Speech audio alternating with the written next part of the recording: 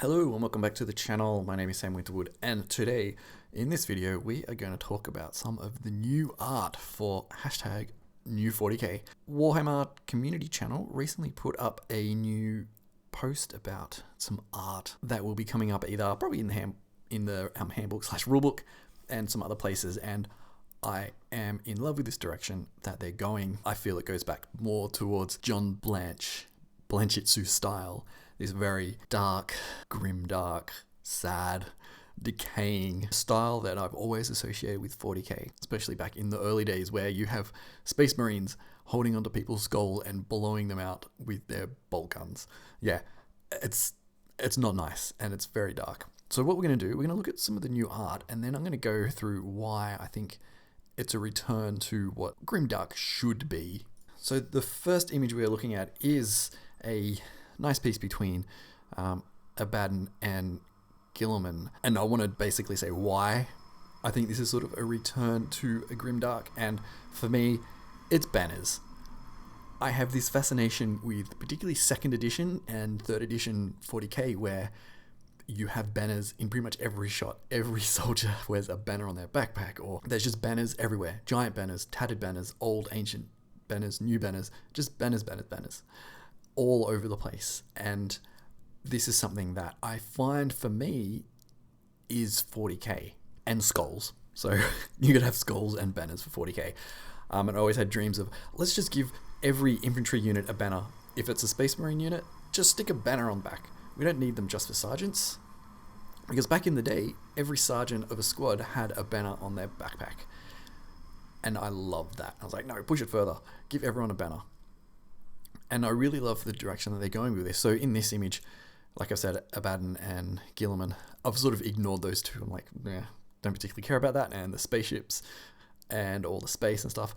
I'm looking at the banner and just this cascade of bodies going down mountains and just clashing into other cascades of bodies with firearms going off everywhere. You can't really make out who's who or what side people are fighting on. In this image you can because of the two colors, but generally it's always just a mass of bodies, and you have out from these bodies these banners that come out. So you can see in this image here you have several different banners on both sides, and I love that. So in the next image we have more banners, and this is a Blood Angels, and I've always loved Blood Angels iconography, and particularly the banners. And you have the 2nd edition box set cover from John Blanche, and there's just several banners which are sort of similar in style here. And I just think it's just, give me banners. And I think I'm going to say banners so many times in this video, but I just love it. They're hanging from the ceiling. You've got multiple different soldiers and Space Marines holding up banners. You've even got a Redemptor Dreadnought with a huge banner, which is almost twice the size of it himself. And so it gets me excited that we're returning to this very grim, dark, ancient, mystical, religious aspect. And this is something that was missing from the first initial release for 8th edition of the Primaris, where there weren't any banners. You had the ancient banner, but that was it. And they weren't adorned with things. And now in this image, we've got an ancient in the bottom left-hand corner with a halo and wearing a cloak of some sort, holding up a banner of like a skeleton banner with more purity seals hanging off it. We have a chaplain in the right-hand side. I assume it's a chaplain wearing a tabard, and all their armor is starting to be adorned with little bits of spikes and skulls and wings and other bits and pieces. And you can see throughout the image that all the Space Marines are the same, and then we have all the servitors and serfs helping out, and just banners upon banners. So to give you an idea of why I think banners are quintessential to the grimdark idea, we need to go back towards 2nd edition, so pre-2nd edition as well. And for me, my experience with 40k was the 2nd edition box set. You have this amazing cover art, which sort of tells you everything you need to know. And there are countless different banners throughout, but one of the iconic images from one of the rule books is this stairs up to the golden throne So I assume this is the Golden Throne. Well, it's the gateway towards the Golden Throne. And you just have banners everywhere. Either side of that stair is just banners.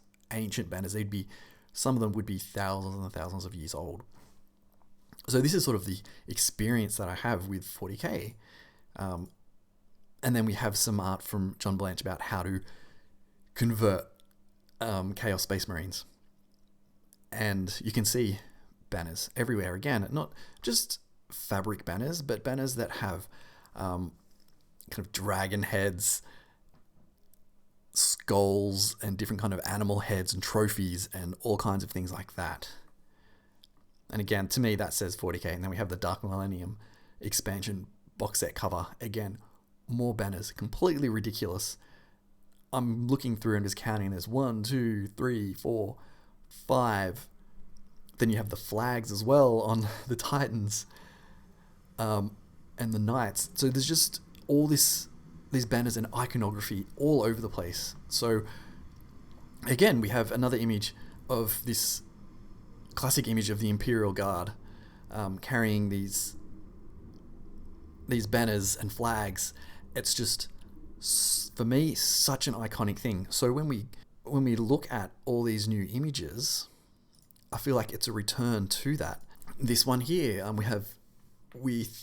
pretty sure in the article they said it is a statue of the Emperor looking down on oppressed people. None of them are happy. None of them want to be there. But they all have these banners. And to me, it's just, I am so happy that they've started to return to this idea of banners. I know I keep saying that so much, but I'm just completely in love with banners in the 40k universe. I think it suits it perfectly. And then we have the new Primaris Marines, which are all decked out in tabards and cloaks, and they've got skulls nailed to their armor now, and different crusade badges and icons and things like that. I really love that it's going back to that grim darkness that's there. And a lot of these images as well are coming off the Warhammer 40k website, so warhammer40000.com. And here we have the Sisters of Battle with various different things. And when I say banners, I also incorporate icons into that too. So we have one of the sisters there carrying a book with candles and a skull on their backpack, things that are being carried around. And to me, that sort of, this iconography is very, very important to 40k. Here we have some more Sisters of Battle, and we have all the different icons that are being carried, which would be bones and relics of different soldiers and important people of the ecclesiarchy that have passed on thousands of years ago. Here we go again with a head of someone from, it probably is a very important Sisters of Battle, and they carry, I love just how the Sisters of Battle particularly, and the ecclesiarchy, and one day I hope there is a proper ecclesiarchy army, even though the ecclesiarchy is not meant to have an army, and that's why we have the Sisters of Battle, because over a grammar technicality, they're allowed to have women fighting for them. It's a weird one. I want to see more of that because it's just so dark and depressing. She's carrying around the face of probably one of her fallen comrades. It's very, very disturbing. And I haven't even talked about the flying cherubs and things like that. So I'm really happy with the way that the art has gone. And of course, like I mentioned, probably like in the first few minutes, for me, 40k is banners and creepy skull faces and servitors. Sorry, servo skulls. And we have this, what they're calling furniture, which they put in like the borders of the pages and things. It's just downright creepy. And I love it. It's like these doll faces that have been turned into weapons.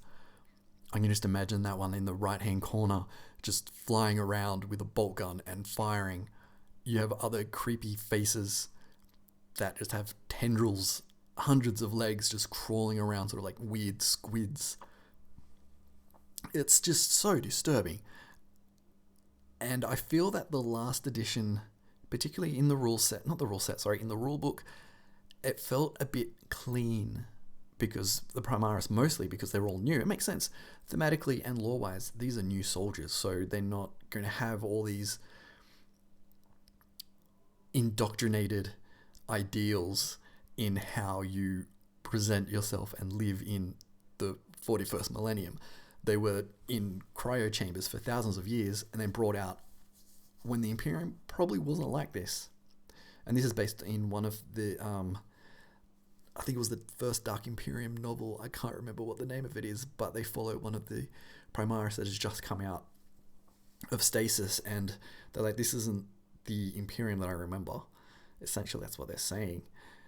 So when they first come out, of course, their armor is going to be clean. They're new soldiers. They haven't lived in this world. And as time has gone on, so the Indomitus Crusade has probably gone on for several hundred years now, they've come used to living in a world that is just pure nightmare.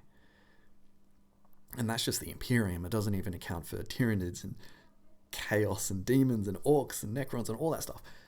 And so slowly over time, of course, they would become indoctrinated into that idea, and skulls would be incorporated because that's the life. That's what it is to be in the Imperium in the 41st millennium. So I do like the new direction that they're going with, like tabards and more purity seals, and going in for close combat with shields that have skeletons attached to them. What is wrong with you people? Seriously. People designing 40k, what is wrong? I love it, but what is wrong with you? So I'm pretty excited to get my hand on the rulebook and devour all kind of new art that comes out, because I'm just loving this dark, depressing, nightmarish way that they're going. And with these little skull things, I just want to build a weird army of them. Just skulls with weird tendrils of cables and wires and needles and weapons and spikes, and just move them around. And it's very Blanjitsu. I can imagine just John Blanche just sitting there and just drawing these, and then just going, okay, I'm going to go to sleep now, and having nice dreams, getting all the nightmares out. And I've only just noticed on the bottom of the image, all these screaming faces. Oh my god. Wow. Okay. I'm going to leave that there. I'm going to go to sleep now and have some nightmares. That's fantastic. But yeah, if you do enjoy this new, I can't really say it's a new direction, it's a return to a direction that seemed to have got lost at some stage. But if you do like it, definitely let me know in the comments, because I could talk about this all day. Oh, there's even one in the middle there. It looks like a little squid. What? A little prawn. Wow, okay. There's so much detail in here. I love it. So yeah, I could talk about this for hours. But we're already running into like 15 minutes in this video, so let's wrap this up now. And when more art comes out, I'll probably share it, and we'll talk about it, about what I love and what I hate about it. But for now, this will do. So until next time, thanks for watching.